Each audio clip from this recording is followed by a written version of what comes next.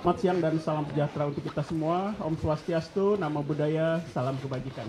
Saya mengundang Bapak dan Ibu sekalian dalam rangka melaksanakan press release tentang hasil joint operasi Bea Cukai dan Kepolisian Republik Indonesia, dalam hal ini Direktorat Tindak Pidana Narkoba Barreskrim Polri, yaitu penggagalan penyelundupan puluhan ribu butir ekstasi lewat barang kiriman.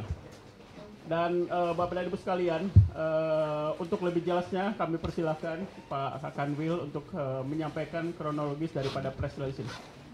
Kepada Bapak kami persilahkan.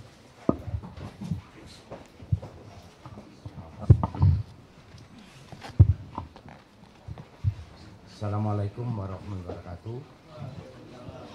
Yang sangat saya hormati dan saya banggakan Direktur Inspeksi Bea Cukai Bapak Said. Yang kedua Bapak Wadir Subdit Narkotik Barreskrim Polri, kemudian Bapak Ketua dari Situ Pos, dan serta rekan-rekan semua. Mohon maaf, ini kebetulan saya lagi agak batuk, suara saya agak serak. Rekan-rekan semua, kita ada dua penindakan, ya, penindakan penggagalan pengiriman narkotika jenis MDMA, kasih. Yang satu jaringan Irak, Indonesia, sama dari Belanda. Ya. Jadi ada dua kejadian, ini sekitar bisa ditegah sekitar 20.000 lebih butir ekstasi. Ya, nanti untuk detailnya dari teman-teman yang melakukan tindakan akan menjelaskan. Kemudian gini, bahwa sebagaimana dalam tusinya Bea Cukai untuk melindungi masyarakat dari barang-barang berbahaya, jadi kami setiap ada menemukan barang-barang kiriman melalui kantor pos yang diduga itu narkoba, kemudian kita bersinergi dengan direksi dari Barreskrim Polri. Nah, saya kira itu aja, nanti detailnya akan disampaikan oleh Pak Wadir. Ya, itu Pak. Assalamualaikum warahmatullahi wabarakatuh. Selanjutnya Pak Wadir, kami persilakan untuk menyampaikan update. Baik, terima kasih. Yang saya hormati Pak Kanwil Dirjen Bea Cukai Jakarta, Kanwil Jakarta. Yang saya hormati Direktur Interdiksi Narkotika Bea Cukai. Yang saya hormati yang mewakili PT Pos, dan tentunya yang saya hormati pula Kepala Kantor Bea Cukai Pos Pasar Baru serta rekan-rekan media sekalian. Terima kasih atas kehadirannya. Pada kesempatan ini saya akan menyampaikan update terkait dengan pengungkapan kasus memasukkan barang narkotika jenis ekstasi ke wilayah Indonesia yang berasal dari Belgia dan Belanda. Jadi pada kesempatan ini saya sampaikan bahwa ini selaras dengan perintah Bapak Presiden untuk terus melakukan perang terhadap narkotika, dan juga penekanan dari Bapak Kapolri untuk terus melakukan pemberantasan dari hulu sampai hilir, di mana tentunya Polri dan Bea Cukai, Kementerian Keuangan terus melakukan pengetatan pengawasan di jalur-jalur masuk, baik darat, laut maupun udara. Dan kita terus memetakan, menganalisis jaringan-jaringan yang masuk, termasuk yang dari Eropa ini.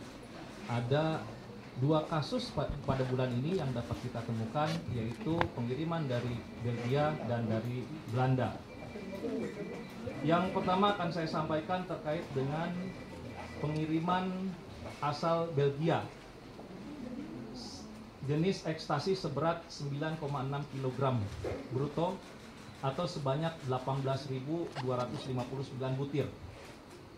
Berdasarkan hasil temuan dan analisis dari Bea Cukai, bahwa barang tersebut setelah dilakukan pemeriksaan secara laboratoris merupakan ekstasi dengan kandungan MDMA. Sehingga setelah dilakukan koordinasi, kita coba terus untuk melakukan kontrol delivery, ya, di mana kita bersama-sama dengan PT Pos untuk memetakan bahwa barang ini akan dikirim kemana. Yang menariknya dari sini adalah pelaku ini diduga berasal dari Iran, ya, memesan barangnya dari Belgia dan dikirim ke Indonesia dengan menggunakan nama palsu, ya, dengan nama penerima palsu, ya, sehingga ini beberapa kali dilakukan pengiriman, ya, tidak sampai ke alamat karena memang nama yang diberikannya adalah palsu. Tetapi tentunya petugas tidak berhenti di situ, ya, kita terus melakukan control delivery dan akhirnya dapat mengamankan satu orang penerima dengan inisial E. Ya. Dari sana kita terus melakukan pendalaman dan terus menyusuri siapa sebetulnya pemesan barang yang berada di Indonesia. Barang ini kemudian diminta oleh pemesan, saudara R, yang berada di luar Indonesia, untuk dikirim dari Jakarta menuju Jawa Timur, tepatnya di Kabupaten Pasuruan. Setelah sampai di Pasuruan, di sana ada kurir yang menerima. Jadi kita dapat menangkap kurir tersebut, ya, dengan atas nama RA, ya. Dan dari RA terus kita kembangkan kembali, ya. Dari RA diperintahkan untuk mengambil barang. Setelah itu disimpan di satu tempat di dekat lapangan di Kabupaten Pasuruan. Setelah kita tunggu, ada 2 orang yang menjemput untuk mengambil ekstasi tersebut. Setelah mereka akan mengambil, lalu kita lakukan penangkapan, dan selanjutnya barang itu dikirim kepada saudara NAB yang sudah menunggu di rumah, dan akhirnya kita bisa melakukan penangkapan terhadap saudara NAB tersebut. Sehingga dari rangkaian pengembangan kita tadi dapat kita tetapkan tersangka sebanyak 4 orang, yaitu saudara PEM, saudara MS, saudara BSH, dan saudara MAB. Dan tentunya kita akan terus melakukan pencarian terhadap RA yang mengirim barang dari Belgia. Ya, sekarang kita sedang melakukan pendalaman, sedang memetakan posisi maupun identitas dari pengirim barang. Untuk yang kedua, saya ulangi, jadi narkotika ini sebanyak 18.259 butir. Kalau kita asumsikan satu orang menggunakan satu butir, artinya kita sudah menyelamatkan jiwa sebanyak 18.259 orang. Dan apabila nilai secara rupiah, harga per butirnya 800.000, berarti nilainya sekitar 14.600.000.000 rupiah. Yang kedua, pengungkapan terkait dengan pengiriman barang yang dari Belanda sebanyak jenis ekstasi sebanyak 2.013 butir. Tepat penangkapannya di Jalan Raya Kalibaru Timur, Kelurahan Kalibaru, Cilincing, Jakarta Utara. Adapun modusnya melakukan pengiriman paket narkotika jenis ekstasi melalui jasa pengiriman Pos Indonesia yang paketnya disamarkan dengan bungkusan kado. Jadi bentuknya seperti bungkusan kado, namun di dalamnya adalah ekstasi sebanyak 2.013 butir. Di mana alamat yang diberikan juga untuk pengiriman alamatnya palsu, hanya diberikan nomor telepon. Sehingga tentunya dengan informasi dari Bea Cukai tersebut kita terus melakukan koordinasi baik dengan Bea Cukai Pasar Baru maupun dengan PT Pos, ya, untuk melakukan kontrol delivery. Setelah itu kita dapat melakukan penangkapan terhadap 2 orang penerima, di mana penerima ini baru menerima upah sebanyak Rp400.000, yaitu saudara Iqbal Hakiki alias Map alias Bejo. Maaf saya singkat, atas nama IH alias Bejo. Yang kedua atas nama IRA alias Ipan. Keduanya sudah kita tangkap dan sedang kita lakukan pengembangan. Jadi langkah berikutnya tentunya juga kita sedang mendalami siapa pengirim yang mengirim barang dari Belanda. Saya rasa secara singkat itu yang dapat kami sampaikan. Terima kasih. Baik, terima kasih Pak Wadir atas penjelasannya.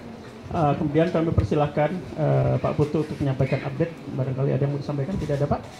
Baik Bapak dan Ibu sekalian, barusan sudah disampaikan kronologis kejadian oleh Pak Kanwil dan juga oleh Pak Wadir Tipid Narkoba. Bapak dan Ibu sekalian, Direktorat Jenderal Bea dan Cukai tetap konsisten untuk bekerja sama dengan aparat penegak hukum di bidang narkotika untuk tetap menjaga negara ini dari masuknya barang-barang terlarang, utamanya adalah dari narkotika. Dan alhamdulillah sampai dengan hari kemarin kerjasama kita dengan aparat penegak hukum lainnya sudah berhasil melakukan 414 penindakan dengan barang bukti sebanyak 1 ton 60 kilo narkotika dan juga sekitar 43.000 batang pohon gajah serta mengamankan lebih kurang 177 orang.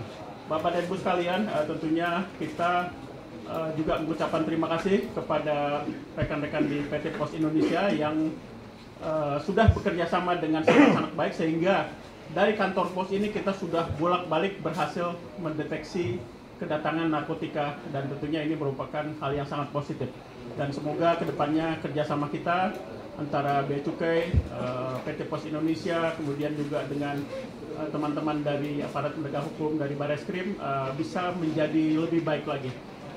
Demikian barangkali yang dapat kami sampaikan dan tentunya kami ucapkan terima kasih atas penjelasan semuanya dan kehadiran Bapak dan Ibu sekalian. Kemudian selanjutnya kami persilakan apabila ada hal-hal yang ingin ditanyakan. Kami persilakan satu-satu ya. Sebelah kiri dulu, bisa mikrofon. Tolong disebutkan dari mana dan siapa. Saya Lola dari validnews.id. Pak, izin mau nanya, ada kerugian keuangan negara dalam kasus ini? Terima kasih. Kerugian keuangan negara ya. Oke, yang pertama itu, kita kumpulkan aja dulu ya. Yang selanjutnya silakan. Silakan Mas. Izin Pak, saya Wildan Noviansyah dari Detikcom. Itu kan dari pengungkapan kasus kedua yang Belanda itu dikamuflase jadi kado ya Pak ya. Terus dari rilis yang saya terima itu dari kasus yang Belgia itu dikamuflase jadi spare part kendaraan ya Pak. Apakah betul? Sementara dua dulu ya.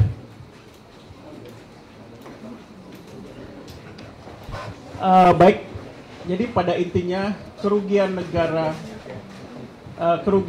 secara langsung di sini tidak ada karena sifatnya itu adalah barang-barang kiriman biasa, tetapi kerugian yang sifatnya adalah kerugian adalah karena adanya barang-barang narkotika yang masuk ya. Dan apabila ini lolos, maka tadi sudah disampaikan akan ada sekian orang yang terkena ya. Kemudian yang kedua, belum kerugian ekonomi lain. Jadi di sini adalah kita malah berhasil mencegah kerugian negara dari masuknya barang-barang tersebut sehingga orang tidak mempergunakan dan kita tidak harus merehabilitasi orang-orang tersebut karena memang mereka tidak mempergunakan kan kira-kira. Jadi intinya adalah kita di sini adalah mencegah pengeluaran negara, intinya kira-kira seperti itu. Dari sisi itu mencegah pengeluaran negara karena kita harus merehabilitasi orang kan kira-kira gitu. Kemudian kita juga mencegah kerugian lainnya adalah kerugian semakin tidak efektifnya, semakin tidak produktifnya manusia karena mempergunakan narkotika. Kita berhasil mencegah itu. Intinya kira-kira seperti itu. Jadi kita melakukan pencegahan pengeluaran negara dan kita juga melakukan pencegahan terhadap kemungkinan efek-efek eksternalitis yang sifatnya negatif. Terima kasih. Kerugian materialnya berarti nggak ada ya Pak? Secara material kita tidak ada kerugian secara material. Untuk yang kedua, monggo Pak silakan. Baik, terima kasih. Jadi terkait pertanyaan kedua, modus. Kita dengan Dirjen Bea Cukai ini terus memetakan jalur-jalur masuk narkotika. Ya, tadi saya sampaikan baik darat, laut, udara, dari Asia, dari Eropa, dari Timur Tengah. Ya, kita terus melakukan analisa. Dan memang modusnya bervariatif. Mereka selalu berupaya untuk mengelabui petugas, ya, sehingga barang narkotika yang mau masuk itu bisa berhasil lolos sampai kepada pemesan di Indonesia. Untuk yang pertama tadi saya jelaskan, memang untuk modusnya adalah false declaration. Jadi yang mendeklar tidak dalam keadaan sebenarnya. Mereka menyatakan bahwa barang itu adalah spare part kendaraan, tetapi di dalamnya adalah ekstasi yang mengandung tadi saya sampaikan MDMA. Yang kedua, Juga sama tentunya false declaration, di mana dinyatakan bahwa barang tersebut kado ya, bingkisan, bentuknya pun kemasannya seperti kado. Di dalamnya isinya ekstasi sebanyak 2013 butir. Itu ya, cukup ya. Mungkin sekedar sedikit tambahan lagi untuk pertanyaan dari Mbak Lola.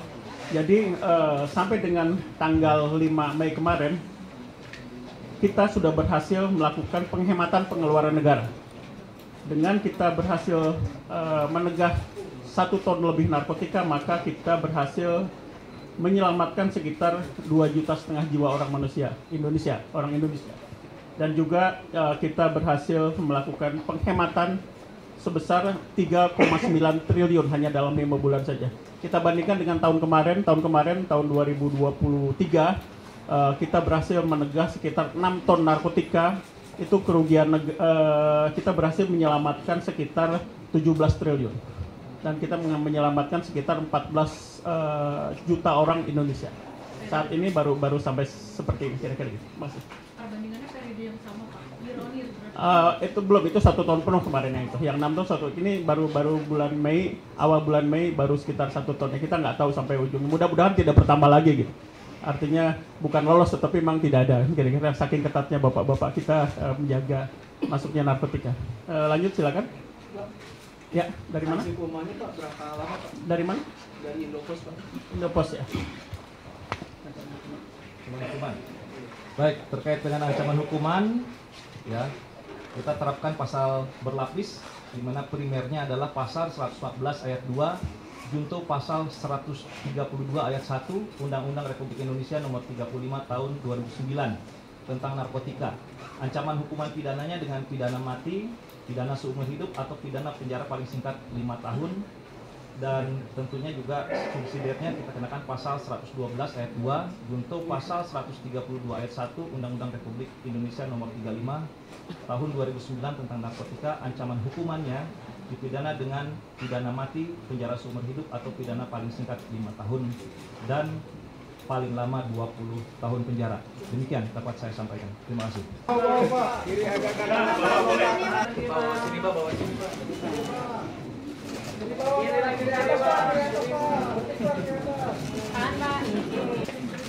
Sudah ya, makasih banyak ya. Ya, makasih.